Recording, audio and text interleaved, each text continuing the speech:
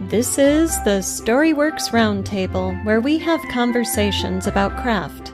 Because becoming a successful author begins with writing a great story. This week's episode is pulled from the archives. It was previously released as video-only episode number 2. Matt, Catherine, and I discuss writing groups, the strengths, the weaknesses, when you should join, and when you should run for the hills. Enjoy. Today we're going to talk about writing groups, the pros, the cons, how you know whether you should join or run screaming from the room. So, we were just saying we've all had experience with writing groups in the past. What are some of the good parts about writing groups? Let's start there. Catherine, do you want to start us off? Sure. Okay. I think the most beneficial part about writing groups is that you get feedback on your work and you're not just writing in isolation, because a lot of times we just sit and write and we may not actually give it to anyone, and this is an opportunity to give it to people who may not be your best friends or your family, but that can give you feedback on work, whether it's in progress or nearing completion or at any stage. So it gives you that opportunity to get your writing actually off of your computer and into someone else's hands. Mm-hmm. Yeah, definitely a good thing. So one thing I really liked about writing groups, and this may not be the first thing that comes to people's minds when they think of writing groups, is that it gives you the ability to take criticism, which is a very hard skill to develop, and it's hard to teach yourself to be okay with taking criticism and not to take it personally. But that's a really good skill to have. You know, you have to have a thick skin. You have to be able to take the criticism and not feel like, oh, they're telling me my baby is ugly, right? You need to be able to take it objectively. So that's a really great skill that I learned partially in writing groups. Yeah, and it's criticism on your story. It's not on you, and that's the biggest distinction that you have to make through that process. Yeah, a lot of people don't understand the distinction between constructive feedback on this, thing you wrote versus criticizing you, because the writing is so personal and it is such a big investment of your time, your energy, and your emotions. And I think the flip side of having the opportunity to receive the criticism is that you also get to practice giving it and learning how to be tactful and noticing other people's responses, their feelings, right? It's sometimes you read something, especially in a group that's large, or maybe everyone doesn't know each other well, or you have a new member, you read something that's just really poorly done, and it can be a practice to find positive things to say and to make sure that the criticism really is constructive, when what you want to do is just, like move on to something else, right?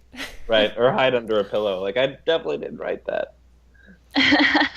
Yeah, well, as the critiquer, as the one giving the feedback, have you had that experience where you're reading something that just stinks and you've got to try to find a nice way to help somebody? Definitely. I have been there, and it's one of those things where you have to have a writing group that has that structure, where you don't just all start piling on the criticism, like one after another. Oh, and this, oh, and this, oh, and that. You have to start with we're really glad that you allowed us to look at this. This is awesome. We love, maybe it's the idea, or maybe it's the character, maybe it's the fact that their eyes are blue and they said that, anything that you can pick out, so that you can they then think, okay, like I have something, and then I can build on top of that, rather than thinking, well, you just need to start over, honestly.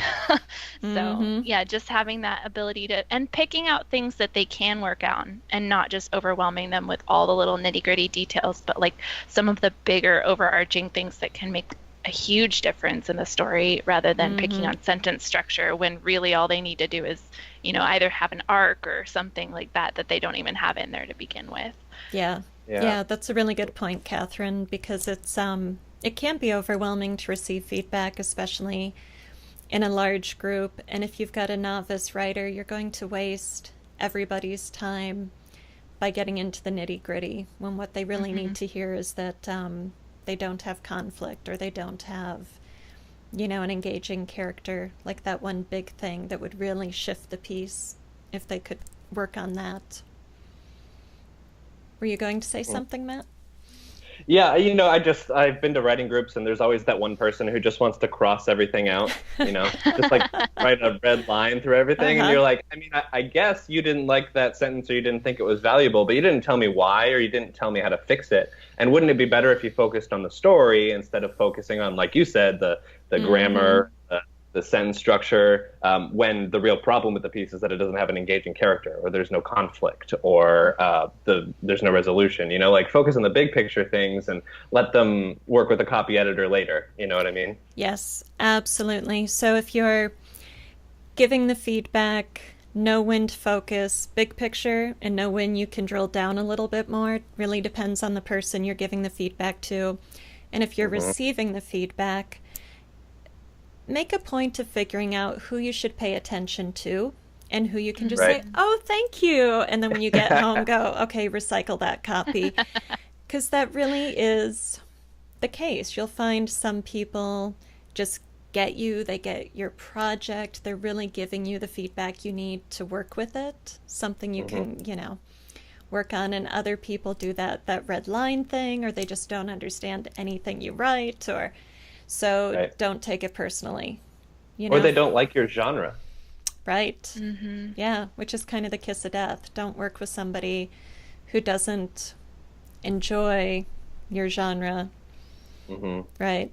Yeah. Or at least understand the conventions and know like what you're trying to do, like what you're trying. I think somebody who gives you critique who has an understanding of like your vision and who maybe is not the best writer or not the best critiquer, if they understand what you're trying to accomplish, they would be a better critiquer than somebody who is the best writer in the world but who doesn't get what you're trying to do. Mm-hmm. Mm-hmm. Yes, absolutely. There's, someone who doesn't like your genre could still be a good reviewer of your work if they can set that aside and focus on the work. Right. And understand that your goals might not be their goals as a writer. But in writing groups, because you all come together and it might be based on you all live in the same town or something, instead of you're all trained in the same way or writing in the same genre or all, have the same kind of skill level generally, you get such a mixed bag that you do need to develop your own filter, Right.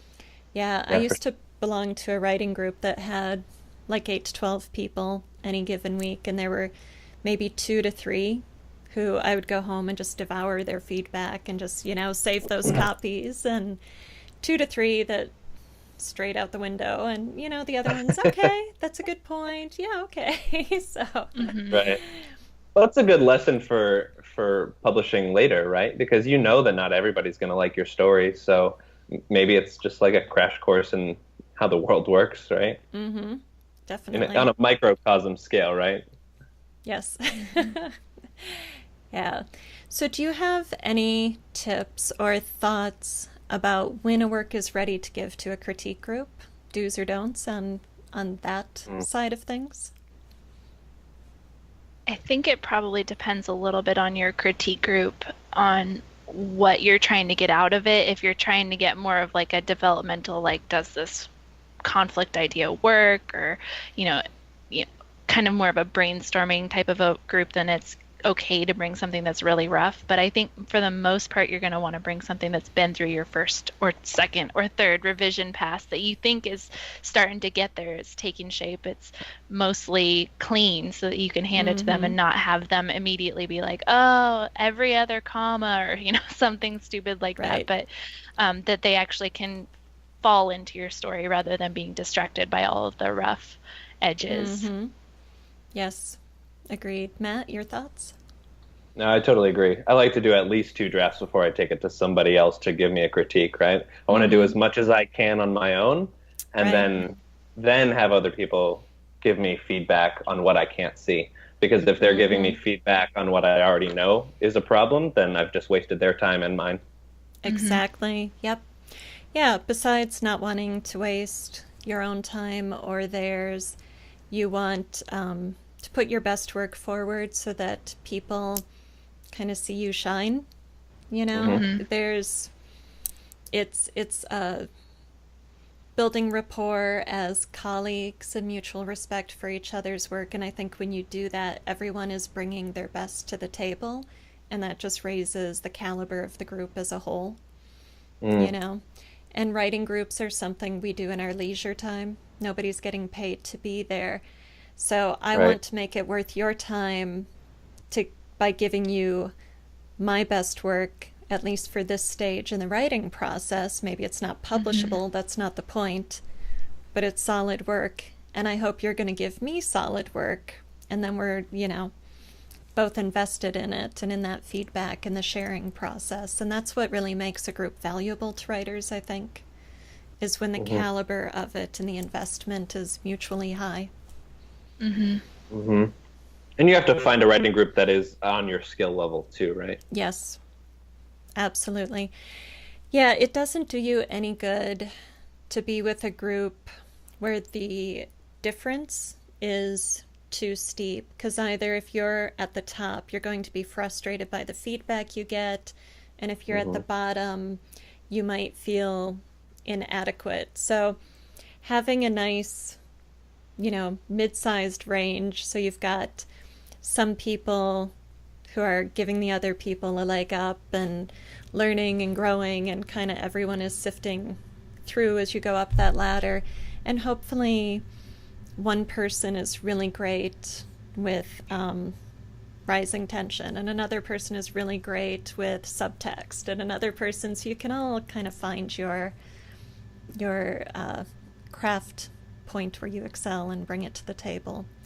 But if you're too big of a gap, just it doesn't work. Yeah. So you asked how many times, or not how many times you have to revise it, but when a story is ready to take to a group. How do you know when you've brought the story to the group too many times and you're getting diminishing returns? Right. Yeah, well, don't bring your story to the group too many times. Stop yourself. Have some self-control, for crying out loud, people. You know, a lot of writing groups, you can only meet every 2 to 4 weeks, and each person can only bring 10 to 20 pages per meeting. Some groups I've been in, it's less than that, because not everyone presents every meeting. So the time gap between receiving feedback is pretty spread out. You aren't going to take your entire novel to this type of traditional critique group if you're planning to publish in 3 months' time. You know, it's too big of a workload. You need to find a writing friend to swap entire manuscripts with, or rely on beta readers. So writing groups, it's certainly okay if they see 2 drafts or even 3 drafts of a novel, but because of the way writing groups are structured, there should be enough time between seeing the same thing twice, you know? I've definitely seen people bring stories to writing groups and get feedback and then revise it and bring it back and then do it again and again and again. And by the time you get to 4 or 5, it's not even the same story anymore, because it's like the design by committee problem. You know, you get so much feedback from so many people that it's not even your story anymore. So I think, you know, once, maybe twice, maybe a 3rd time on the outside, and then just like, that's it.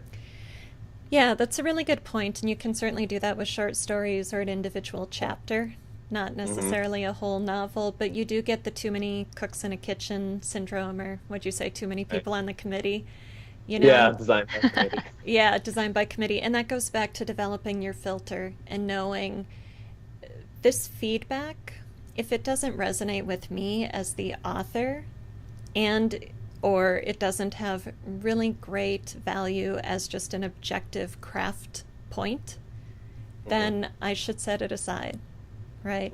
Don't take every piece of feedback you get to heart. You need to own your writing. It's your story.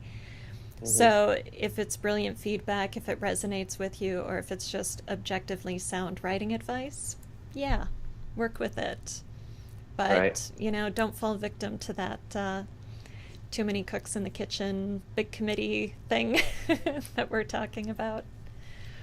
I've said this elsewhere about beta readers and critique groups. When people start giving me criticism that I can anticipate the answers, or I don't hear any new criticisms, then at that point I go, okay, I've reached the point of diminishing returns. I just need to like stop working on it. Like, I did my best, and now it's time to move on to something else so I can do better.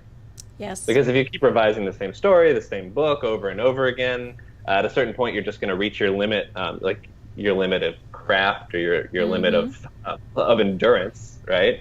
Right. And then you need to move on so that you can become better on something else. Like, try it from a different angle, try a different exercise. Right. Yeah, put the story in a drawer, forget about it for 3 months while you work on other stuff, and then by the time you come back to it, it'll be fresh for you. You'll have done new, different things with your writing.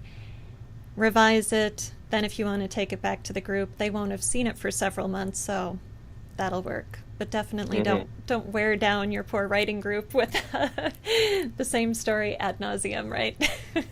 Zombies again? Again? Oh, man. We ate brains last week.